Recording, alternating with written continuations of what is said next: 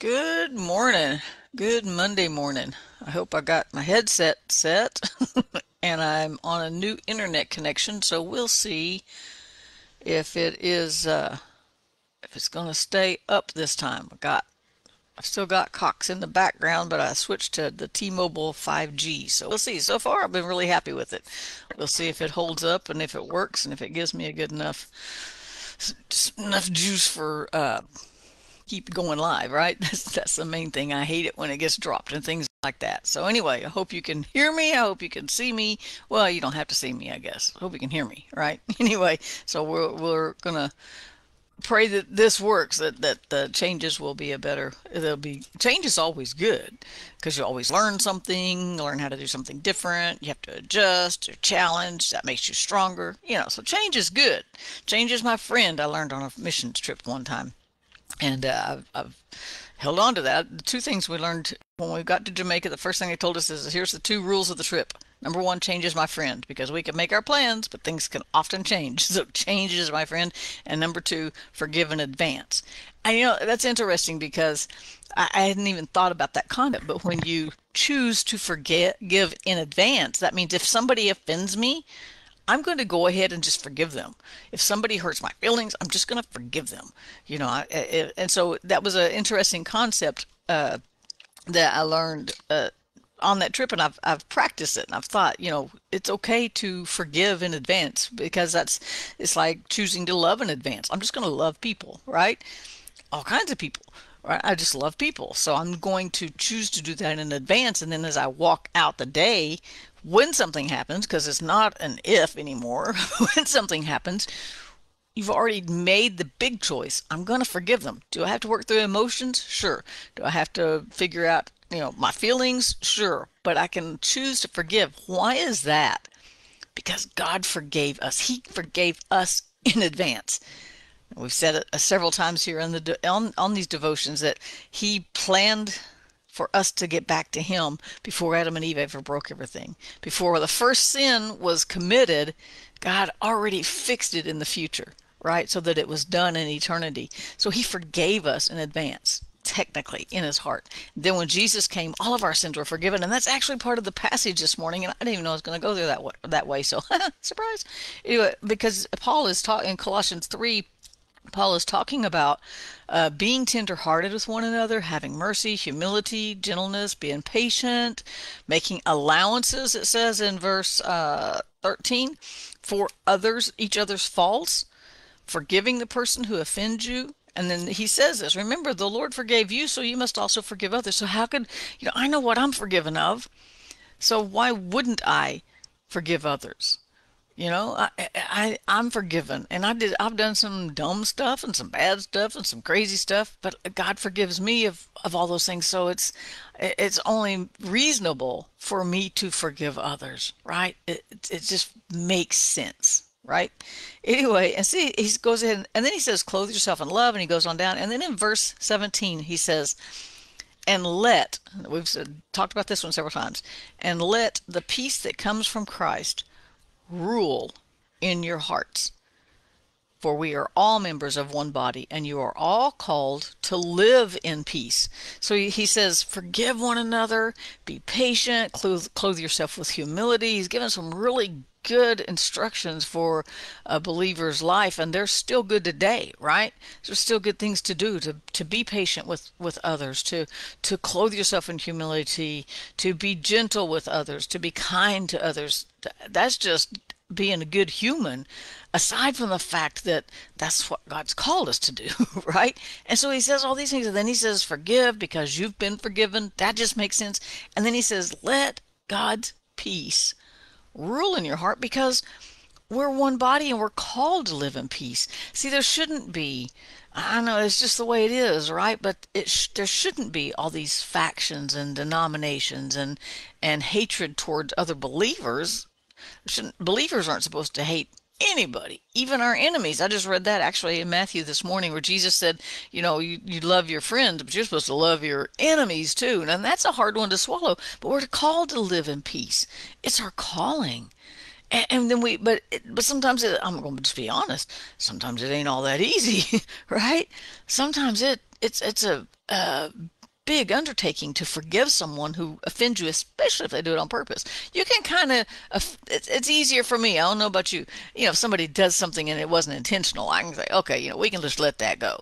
But when somebody does something on purpose to offend or does something knowingly that makes you feel rejected or excluded or something like that, that's a little bit harder, right? It's harder to work through.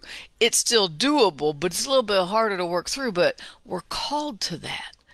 And when we forgive, then we can be at peace. But unless I forgive, I can't be at peace with you if you're somebody who offended me, right? Or not. We're called to live in that peace. But there's this one more thing that I noticed this morning. See, this is a real familiar verse.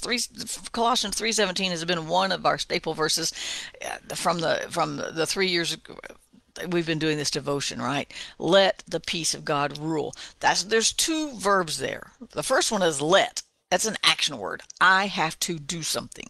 I have to allow it. First off, I have to accept his peace. Peace that Jesus said, I'm leaving you my peace. I have to trust that by faith. He really did that, and he did. And then I have to accept it, and then I have to allow it to rule, and that's the second verse, rule in my heart. There's I don't know if it's this verse in the Amplified. I don't have my Amplified here close. Got everything else here close, but not amplified. But it says to allow God's peace to act as umpire in your heart, telling you what's foul and what's fair. You see, when we let his peace rule in our heart, when we go through our day, when something disrupts that, we need to stop. Not just follow that. Oh yeah, and I'm going to go over there and kick some booty because, man, you better not. No, was the second we feel that peace being challenged, the rule of that peace being challenged, it has to be quenched. We have to stop and go, whoa, whoa, whoa. Let's follow peace, because we're called to live at peace. We're not called to get people back. We're called to just be at peace with one another. And because God has given us his peace, it's a kingdom peace. It's not something this world is ever going to understand. But Paul adds this one little phrase. We've spent a lot of time in this verse. But listen to this. He says, let the peace of God, let the peace that comes from Christ rule in your hearts. For as members of one body, you are all called to live in peace. And then he just throws this in there. And always be thankful. Always be thankful. Life can throw some rough stuff at us, right? And here we are trying to cling on to his peace as hard as we can. Our knuckles are turning white, going, I'm going to live in his peace if it kills me, literally, right? And life is throwing stuff at us in the middle of it, and our days can get hectic. Maybe it's just me. Maybe no one else has this. And life just seems so complicated and complex, and it's always something to work through. And yet, on my worst days, what I've learned to do, and it's taken the process of almost 15 years at least, probably longer, is I can just stop and go, you know what? Everything looks broken. Everything feels rough. Finances or relationships. Pick a card. Or pick any card, right? There's always something going on in our lives. There's always something going on in our world. A real brief scan of some headlines this morning, I'm just like, man, there's just a lot of really bad stuff going on.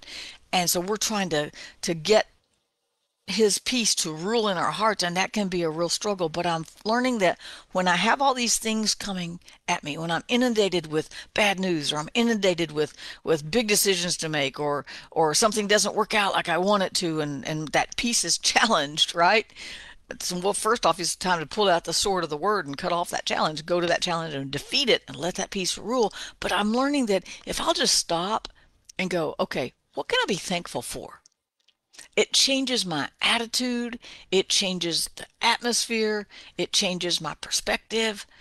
So many things. There's so many things to be thankful for, and it's so easy to get our focus off on the things that are broken.